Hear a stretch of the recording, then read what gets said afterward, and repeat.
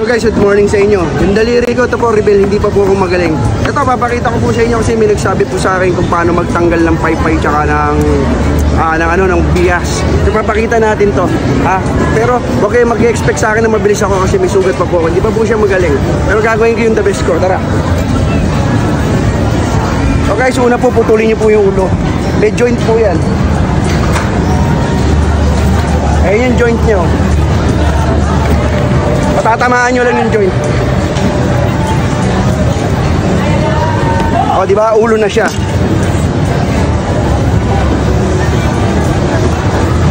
Then, ang baboy po namin dito, biyak na po talaga yung gitna niyan. So, ang gagawin natin, hatiin na lang po natin yan. No?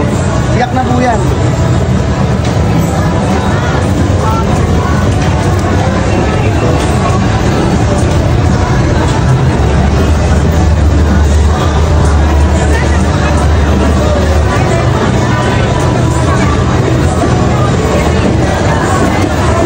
Dito tayo magsimula. Una po, binabaklas namin is tenderloin tsaka yung tampalin.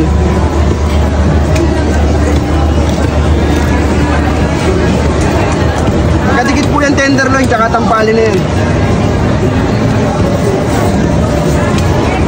Po yung tampalin.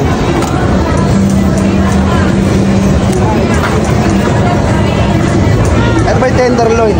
Then babawasan po natin ng konting tabayan na tinatawag na ladlad. Shoutout sa mga kapwa ko butcher, magkakaiba po tayo ng slice or ng hiwa. Pero may matututunan po kayo rito sa gagawin ko. Papakit ka namin sa barangay na eh. Kulit ko na eh. Hiwa ko po 1, 2, 2 buto. Dito po, pwede po yan 1, 2, 3, 4, 5, kahit 5 ribs po.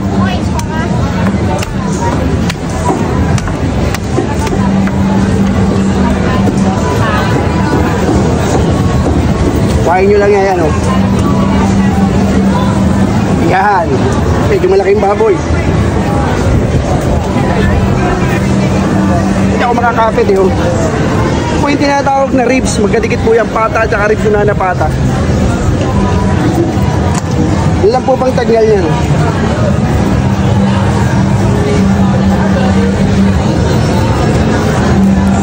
Dito po kami mag-ribs, nilalaman po namin para po madali mabili.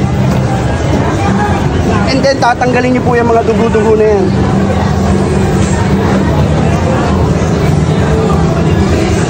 Galing nyo lang yan kasi hindi mabibili yan. Tapos sa pagtanggal po ng pata, may joint din po yan. Napin nyo lang yung joint, ayan o. Eh po yung joint ng pata o. Kuhain nyo lang po yan.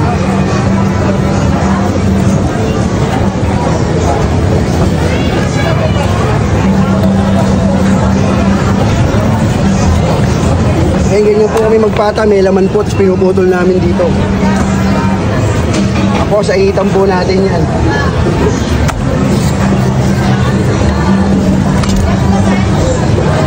Ganito po ako magtanggal ng paypay ha. Hindi po tayo pare-pares magtanggal ng paypay. Ganito po ako. Kaya ang boneless po talaga, hindi pare-pares ng diskarte. Ngayon kung nag-expect kayo na mabilis, hindi po tayo mabilis. Yan. Kanya-kanya po diskarte sa pag-aalis ng mga buto. Kakaiba po tayo.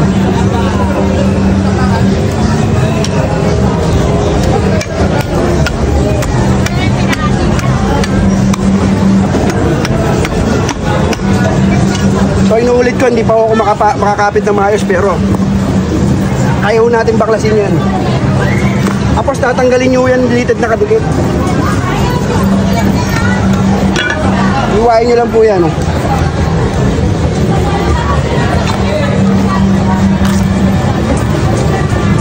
Hindi ko pa siya makapitan na maayos eh. Pero kung wala po tayong sugat, saglit lang to. Sugat po kasi ko eh. Iwain nyo lang yan. Oh. Ayan na po. Ayan siya.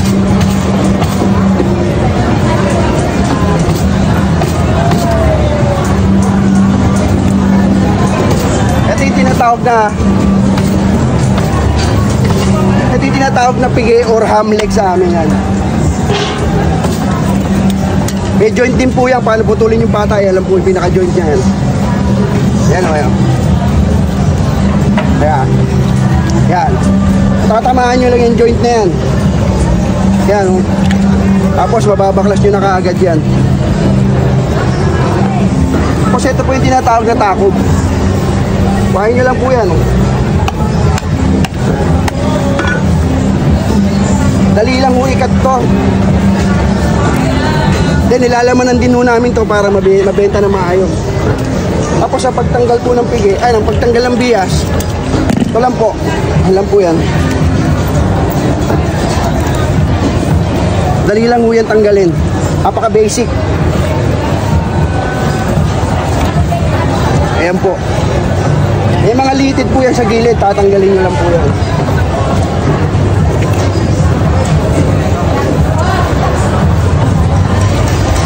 So yan, ganyan na po kinalalabas. Ayan po yung pigi. Tapos, nakikita nyo, maraming balahibo yan. So, pagkatapos po yan, dito tayo sa process ng pork chop tsaka yempo. Nakita nyo, mapapansin nyo, mahaba yung pork chop namin. O, ganito kami magputol ng pork chop dito.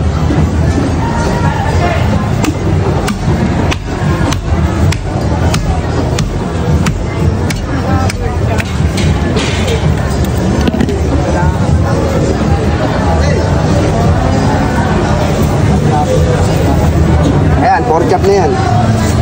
Ano pork chop namin? Ito po yan po namin. Kayo mga nag-aaral dyan, sana may mapulot kayo kahit konting aral dito sa ginawa ko.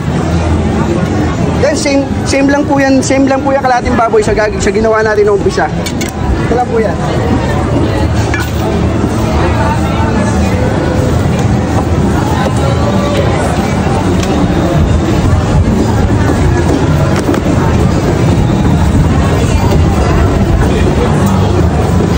Yan, same process lang yan.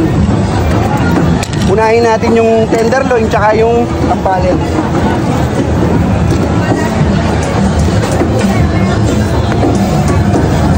Yan po, ang tampalin.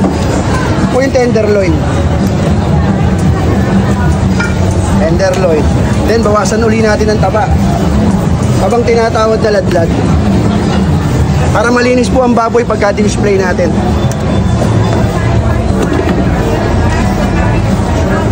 Yan, 1, 2. Bilang ka lang ng 2 buto. 1, 2. Bilang ka lang ng 5 buto. 1, 2, 3, 4, 5.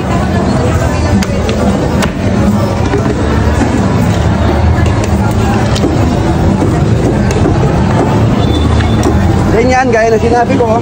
Same lang siya. Hanapin mo lang yung joint ng pigi. Ito, o, di ba lumabas ka agad? Yan po yung joint niyan, tapos iwain nyo lang po. And then, ito po yung buntot na tinatawag na takob. Iwain nyo lang yan, may joint din po yan.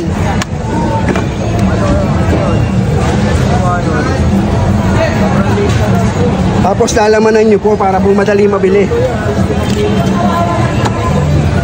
Yan, linisin nyo po yung pigi. Then same process lang to sa nauna. Ngayon hindi na natin tatanggalan to. Pan-display po kasi natin yan. Same process lang sa nauna yan.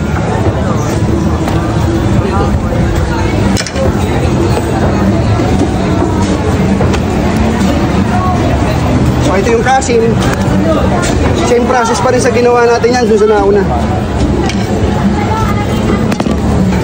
Kalin nyo lang po yung sa leeg. Tapos lamanan nyo po yung ribs. Ganyan po kami kalaman maglagay ng laman sa ribs. Para po madali mabili. Tapos linisin nyo po yung mga malamad.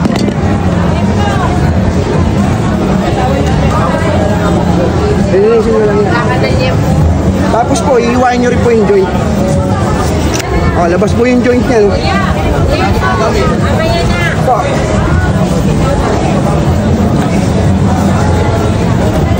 Po yung pata namin.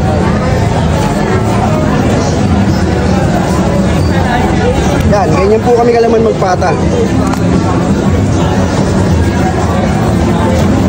Yan na po yung kasim. Same lang po yan sa nauna. Ito, same lang din po ito. Yempo, tsaka pork chop.